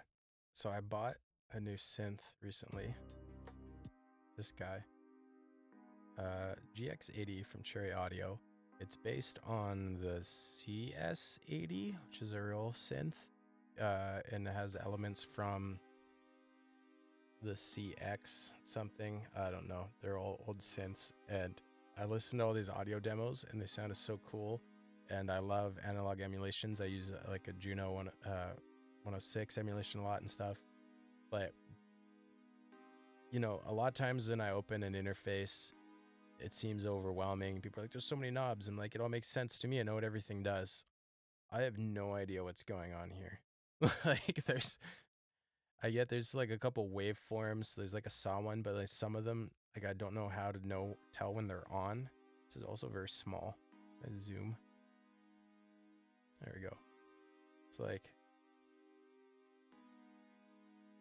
I don't think that whole rack is even doing anything. But neither is that one. Am I even on the right channel right now? Yeah.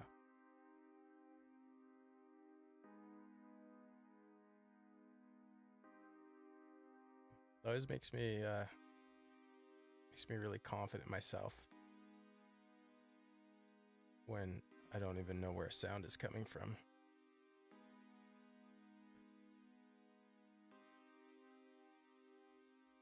Is there another oscillator somewhere? I thought these were it. What does this do? Oh.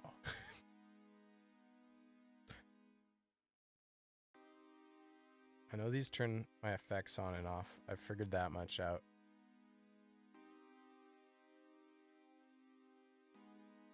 Sub oscillator. Oh, is it just the sub oscillator making noise?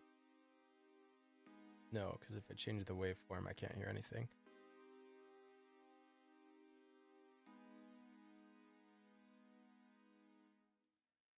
Well, it's a good thing this synth has good presets, because yeah, I have no idea what anything does. But I'm a Serum, confident in Serum, love Serum. GX80 that I just bought, no idea what's going on. Also, a really fan of Lowdown is a Cherry Audio synth that's just meant to do like bass noises. And the interface is funny because it's meant to look, it's like a foot synth that you'd have under your keyboard or whatever. So these are actually like MIDI controls. If you're not wearing headphones, you might not even be able to hear this. But it's just like a really minimal interface, and it can basically only make bass notes, and I like it, and it sounds retro and synthwavy.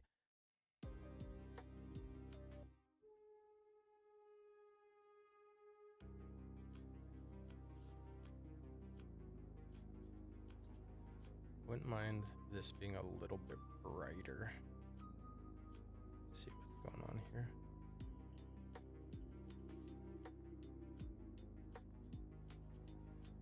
I think that made a difference.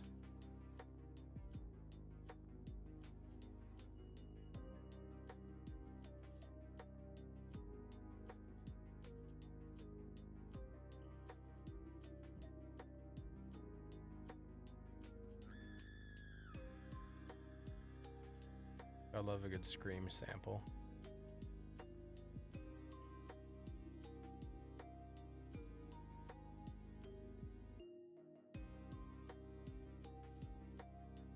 I feel like that chop doesn't hit quite as hard as I want it to. Part of it is because this synth is going too long. I think. Let's see if that sounds better. Oops.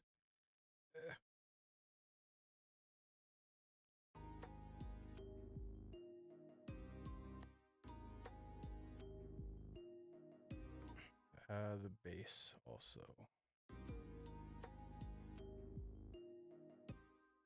needs to shut up sooner. Right about there.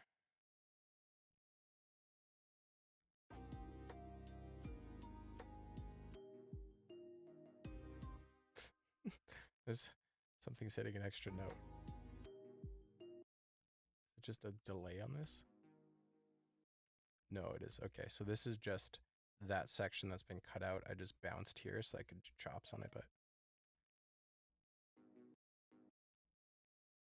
okay, I don't want it hitting both notes. That sounds better.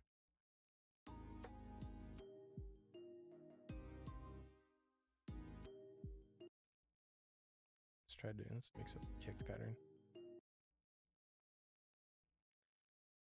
Add an extra snare hit. We'll just move that one.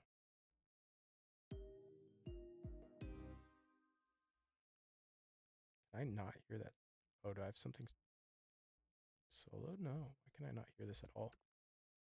Oh, it's just really quiet. Heck.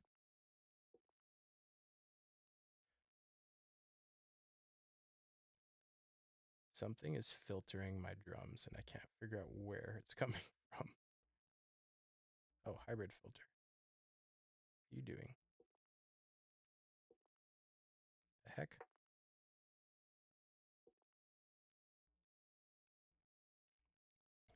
Who automated you? That makes sense. Okay.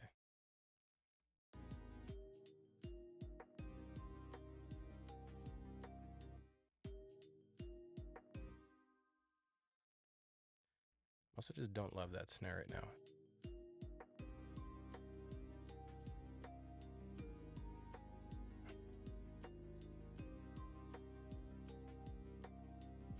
Let's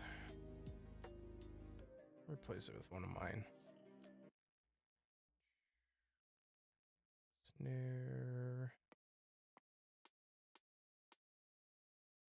Oh, those are all the same. What the heck?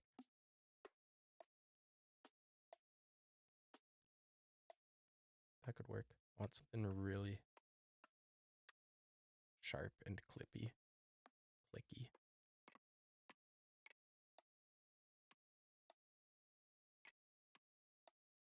That one might be alright.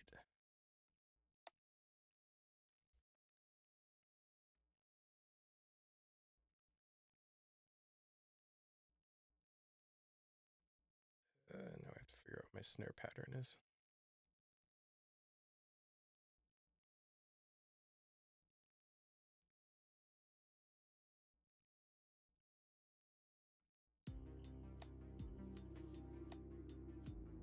Yeah, I like the snare way better. I found the loop point. I did. That's nice.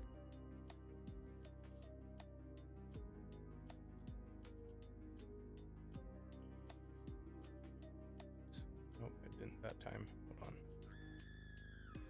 Nope. What the heck?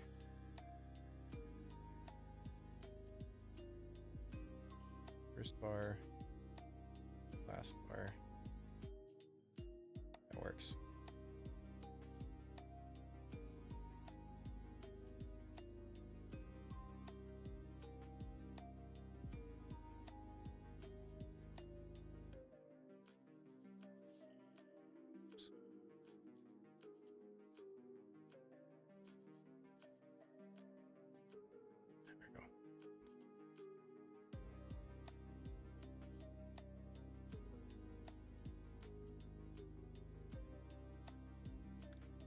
I like that snare way better. And you can get your own version of that snare on humblebeats.com / I don't remember the address, so just go to humblebeats.com and click sample packs.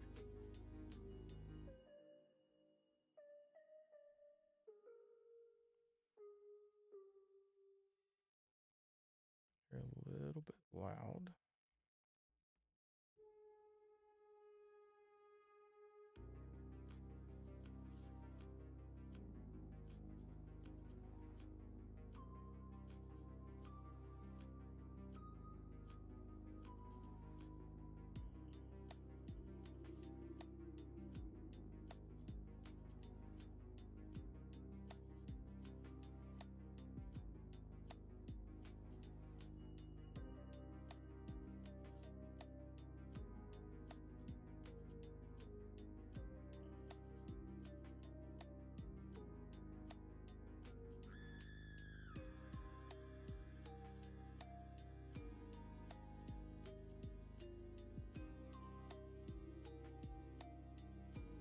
Might do like a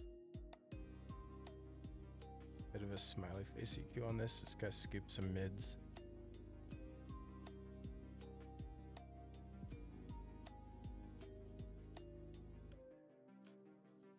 Sounds a little bit too present.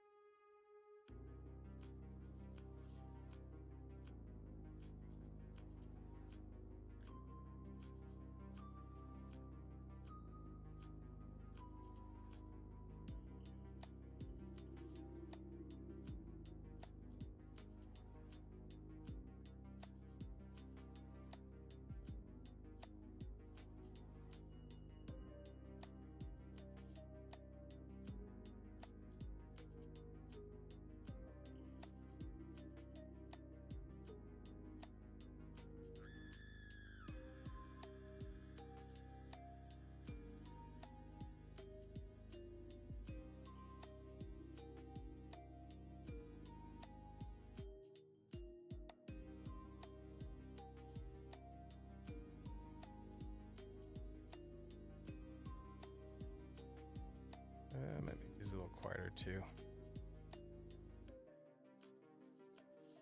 I'm liking this track. It's just sounding, it's almost sounding too full for lo-fi, maybe. Might just need to side chain everything to the kick. That always helps.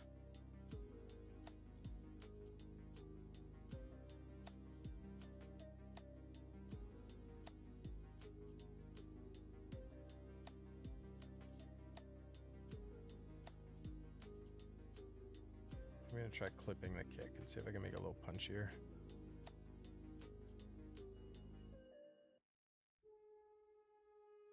Grab a loop section so I don't have to keep starting and stopping.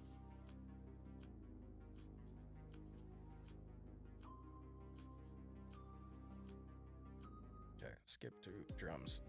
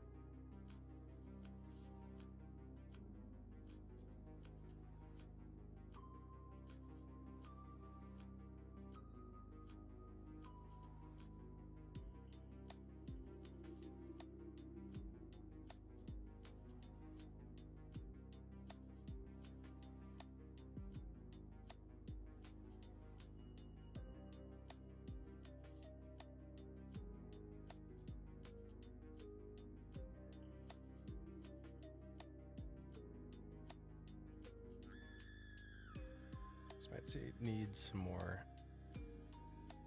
variation percussion as well.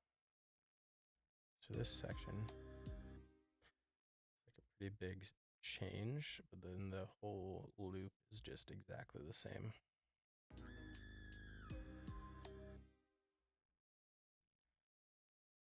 Let me grab some jars.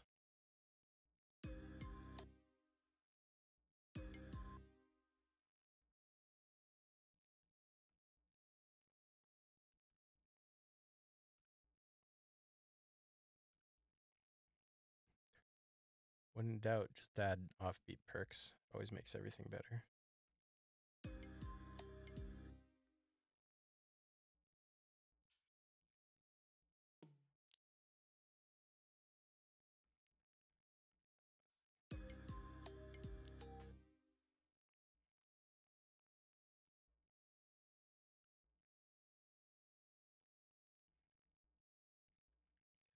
Is that?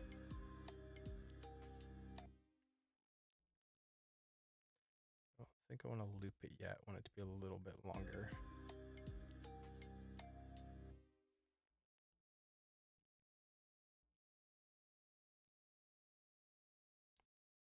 Let's try it a couple times. Just listen to just the drums.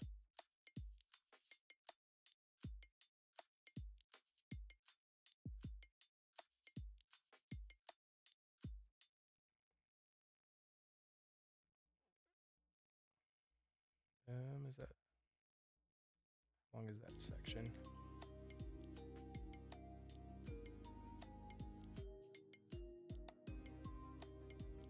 Just want to cut them out there.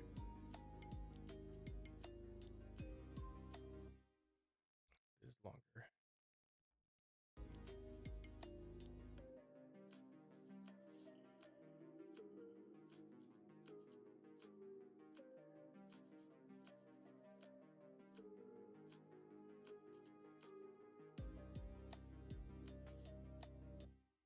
Do something totally different on this side.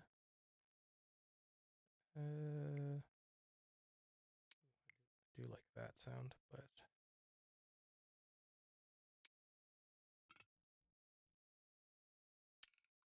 that's what I was looking for.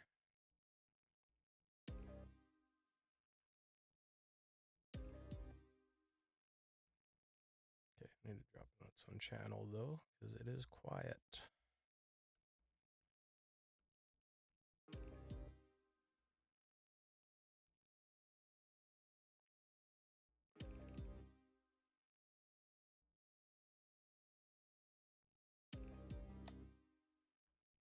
Solo drum so I can hear what I'm doing.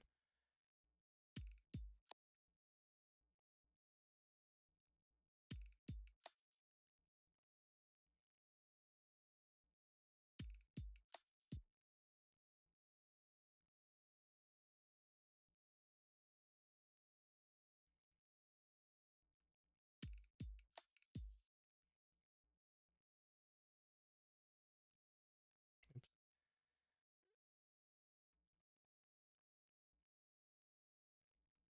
That sounds.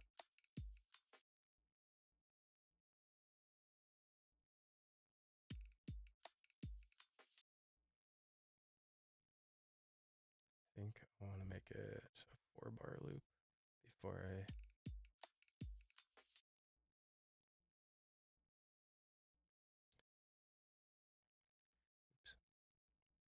Still constantly confuse my option and command drag shortcuts on my Mac.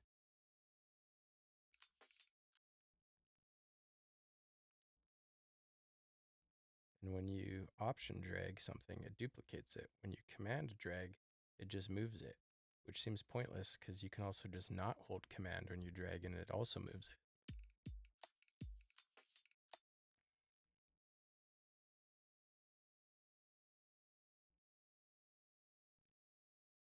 I want it to do kind of like a tap, like just. Oh, nope, on the offbeats. And faster. That'll be good.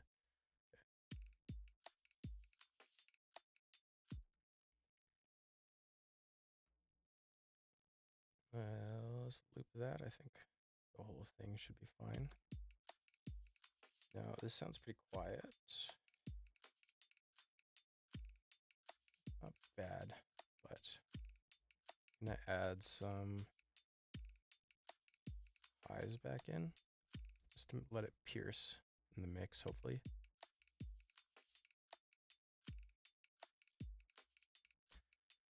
Might throw some VPan on it, which is a Rhodes plugin that is often free, so don't ever pay for it. Whoa, I just crashed Ableton. No! When did I save last? Would you like to recover your work? Yes. Uh-oh. Hey, look, it's me in Spotify. Who put that there? Wow. 79,000 monthly listeners.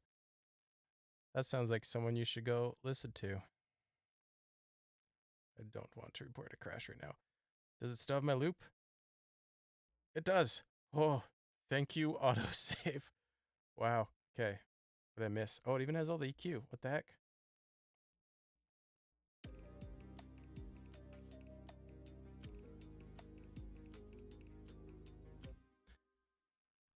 Now in the mix, I want you to be just really clicky.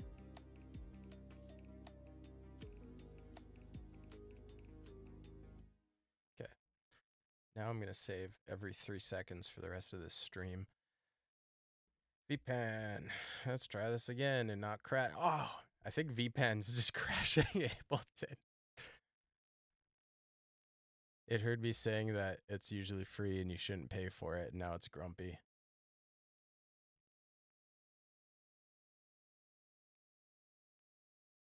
Yep. Okay. I'm giving up on putting VPan on this. It'll just have to be. Actually, do I have pan flow? That does kind of the same thing. Don't crash. Yay.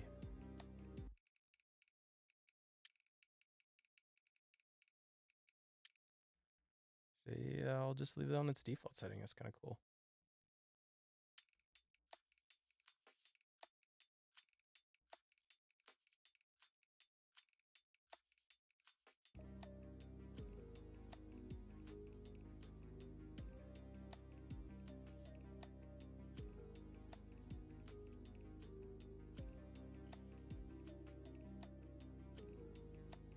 Still feel like it's not really in the right place in the mix. I'm going to try saturating it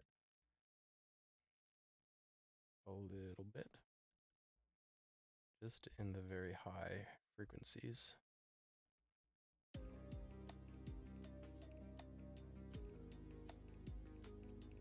Yeah, I like that a lot better.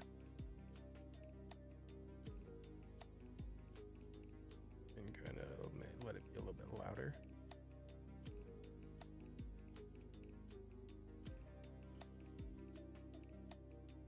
I might compress it just because the initial hit is a lot louder than everything else, and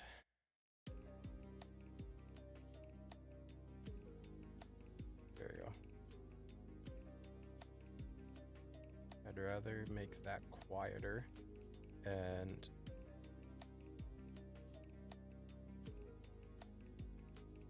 be able to turn up the gain.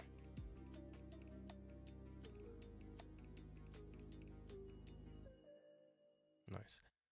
I think that's like a really nice, like, I don't know, if to me it feels kind of creepy crawly with the panning.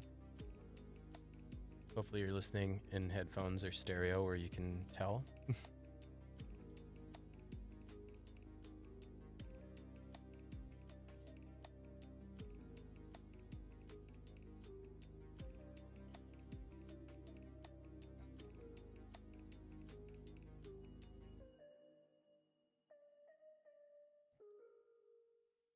I just want a little bit more brightness in this mix, and I feel like the Pultec isn't doing it for me right now.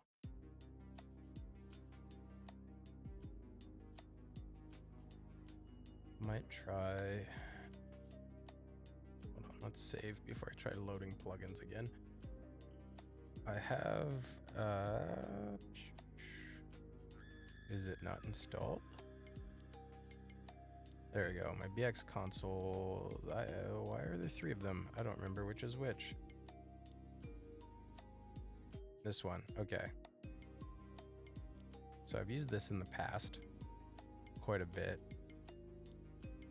And I used this for months without realizing that these filters here, if you have this dynamic sync, I don't know what that C stands for, but if you have that button pressed and you have your dynamic section with the exciter and compressor turned off, this whole plugin actually does nothing except make you feel like you're turning knobs, and that's fun. So that was kind of annoying and embarrassing, but I'm going to use this to add some air above 12K. I'm just gonna ditch the Baltec, I think.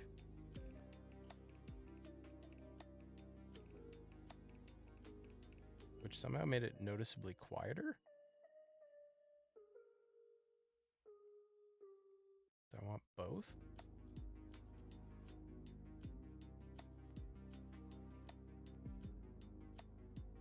Okay, I'm actually gonna turn off these filters, I think. Just want that high shelf EQ. So the reason why I'm using this instead of any other EQ is just because it specifically has a saturation circuit to emulate hardware gear. I also really like this because it looks a lot like the whatever Behringer, whatever soundboards that it seems like every cheap venue has that I have a lot of experience using for live mixing. So it just feels comfortable, though I miss the satisfaction of physically turning the controls. Using my trackpad on my Mac is not the same.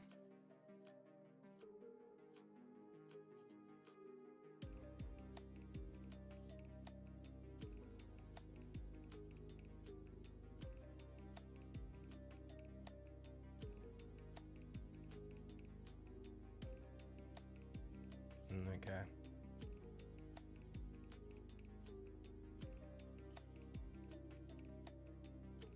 Well, I think this track might actually be done. It was a lot further along than I realized. Ooh, what would be fun? I've been working on... Oh, where is it? Untitled? I think it's untitled. That's silly. That is silly. Oh, and it crashed Ableton again. I wonder if this is a sign. Maybe my computer's trying to tell me, is it warm? It's not that warm. Don't report the crash. Just work.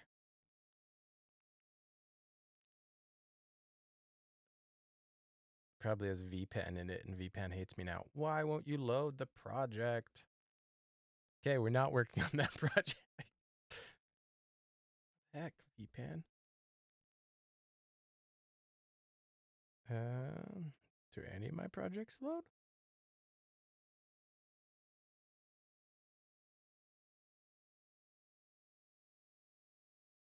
Beach ball of death. Nope. Okay. I'm going to try one more, and if it crashes, I'm going to decide that Ableton thinks we're done streaming.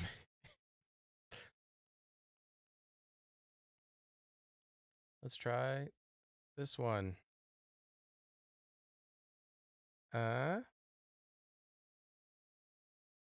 Hey, that loads. So this is a track that I've had out for a while, and every October it becomes like my most streamed track ever, and I get like hundreds of thousands of things, of streams and stuff, and I blow up. And every October, my numbers are so insane. I start thinking like, I've made it. I can do this full time. I'm successful. My parents will respect me. And then November comes and everyone stops. But the thing with this track is that is one of my first tracks. It's an original, and it was so poorly done, and I hate that it's so successful. It just drives me nuts because I feel like it's a poor representation of what I'm capable of. So I'm gonna try. I figured out how to like sneakily replace tracks on Spotify by doing a new release. So I'm doing a remaster on this. I'm gonna try to re-release it.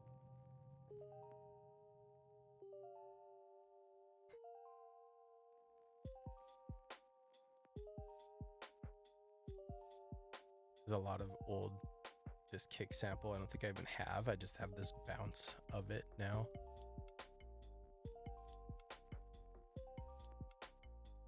But anyways, I actually don't need to work on this track. I was just needed to get able to download something. But I feel like this has been fun.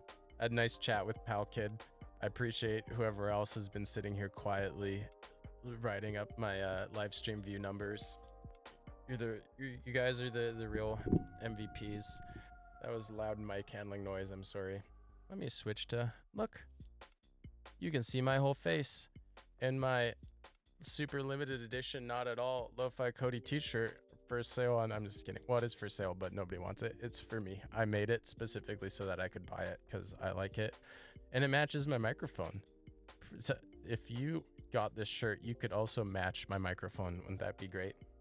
But anyways, yeah, I'm thankful for everyone. This went better than I expected streaming from my Mac. I'm definitely going to try this again the next time that I have a Saturday or a full day where my house is empty, so it's quiet and I can do stuff like this. But thanks again for everyone who's been here. I'm going to try to edit down some of this into a video that is useful and instructional on mixing and mastering principles, and probably publish that on the Humble Beats YouTube channel.